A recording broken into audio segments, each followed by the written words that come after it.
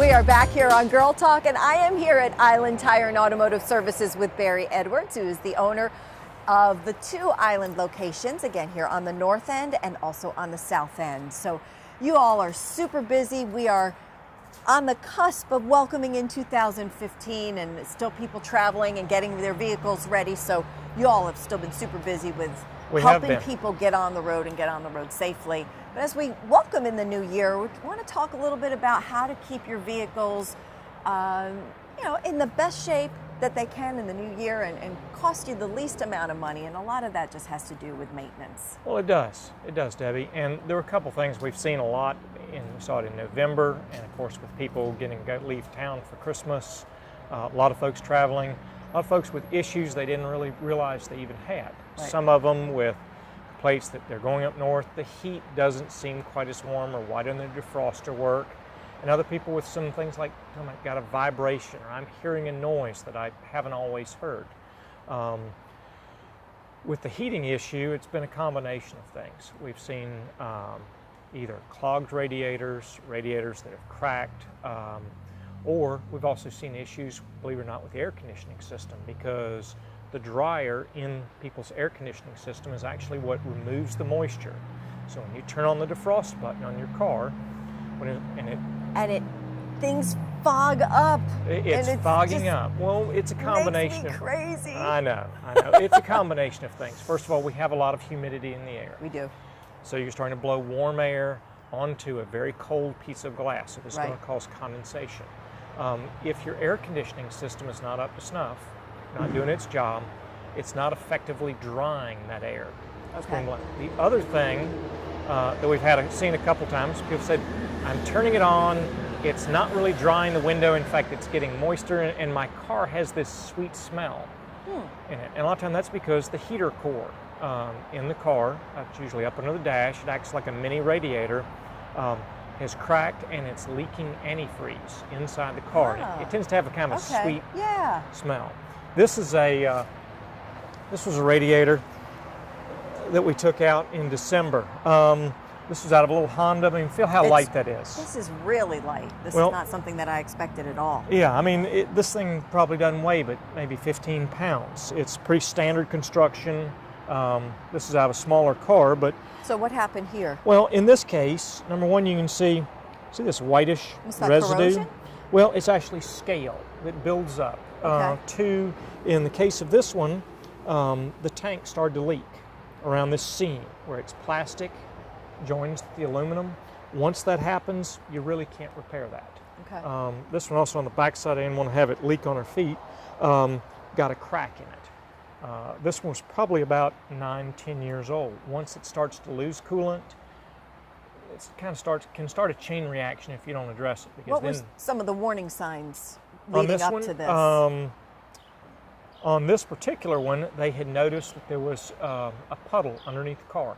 Oh. So when they got to get the car, and they said, looked down and said, that wasn't there last night. Called us, and they had asked them to check the overflow tank. That was a little bit low, and so they added water.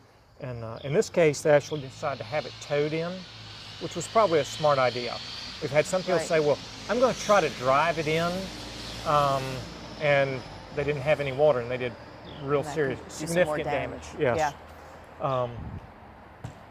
So that's something we're seeing a lot. We've seen a lot this winter is issues with heating of the car, either the defroster or people talking about cars not getting quite warm enough or as warm as it used to. A lot of time that's because the coolant level has dropped to a level. Now, a lot of cars will have a low coolant light. Mm-hmm. It's a little sensor in the tank. You don't want to disregard that. Right. Because those lights are there for a reason. Yeah, and a lot of cars don't necessarily have a temperature gauge that's going to show you, hey, this is running hotter than it normally does. Usually if the light comes on, like a red light, a red coolant light, don't put it off. That's going beyond, hey, I'm a little bit low. At this point it's going, I'm very unhappy. Help me now. Yeah. and even some, if the coolant drops below where the temperature gauge is, it can't read steam. Okay. So if the light's been on or something doesn't sound right, check it out. Yeah. The other thing I wanted to talk about was alignment. It's amazing how many people have said, I've got this terrible noise in the car. Cars doesn't have that many miles. start looking at it, and these 3 tires all came off the same vehicle.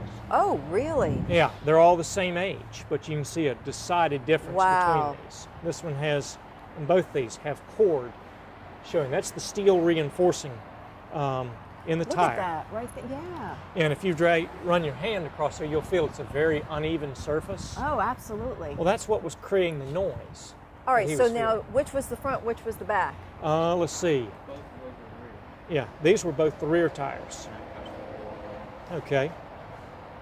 So So these were both the rear. these are the and rear then this was the tires. front. Yeah. this Wow, causes just kind of shows the uneven wear and how all that works. So it. All right. Thank This you, is going to Vince. take those to. Well, the customers here wanted to show him exactly what Yeah. was going on because he had some pretty severe vibration with that vehicle, and if that vehicle had been, if they'd been rotating the tires, it probably would have caught that a whole lot earlier. So how often should they be rotated? folks- Is it every other service? well, it depends on the Generally? mileage interval that you Okay. get your car serviced, but generally about every 5,000 miles. So with Okay. a car that uses synthetic oil, every oil change. If it's a car that uses conventional oil, about every other.